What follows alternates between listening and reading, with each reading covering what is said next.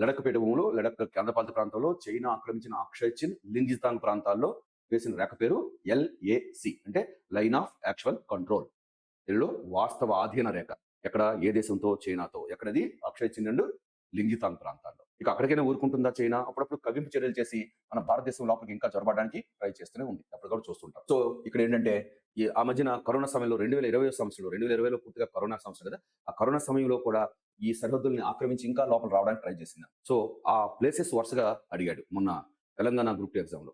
Last Telangana group 2 exam ఇప్పుడు 2020లో జరిగిపోయింది. దాన్ని లాస్ట్ 2025లో తెలంగాణ గ్రూప్ 2 ఎగ్జామ్ జరిగితే తెలంగాణ గ్రూప్ 2 ఎగ్జామ్ రద్దు చేసిన తర్వాత మళ్ళీ కండక్ట్ చేశారు. రిజల్ట్ కూడా ఇచ్చేశారు కదా.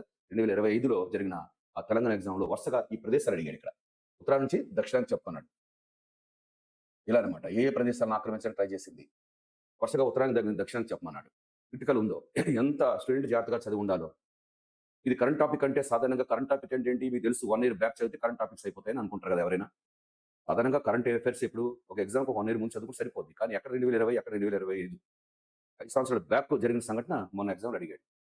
అంటే ఎంత విస్తృతంగా చదివి ఉండాలో, ఎంత కాన్ఫిడెంట్గా చదివి ఉండాలో ఒకసారి ఆలోచించాలి. ఇట్లాంటి పాయింట్సే మనకు సక్సెస్ ఇస్తాయి. అందరూ చేయలేనివి మనం చేయగలగాలి కదా. సో ఆ ప్రదేశాలు ఏంటంటే Daulat Baig oldie,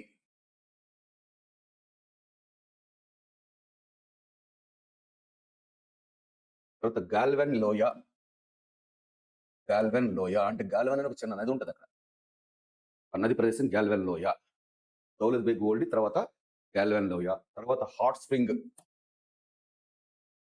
hot spring ప్రాంతం అనే ఒక ప్రాంతం ఉంటుంది అక్కడ. హాట్ స్ప్రింగ్, తర్వాత పాంకాంగ్ లేక పాంగాంగ్ సరస్సు.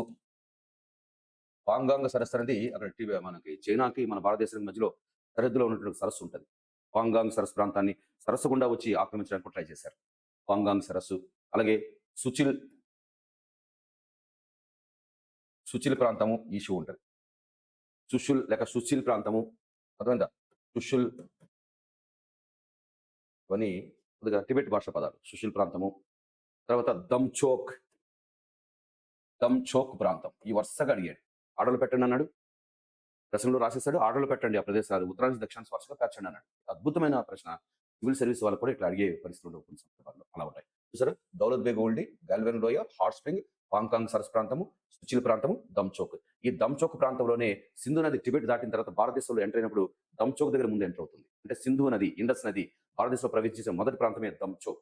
వరుసగా ఈ ప్రాంతాలన్నీ కూడా అక్కడ ఆక్యుపై చేయడానికి ట్రై చేశాడు.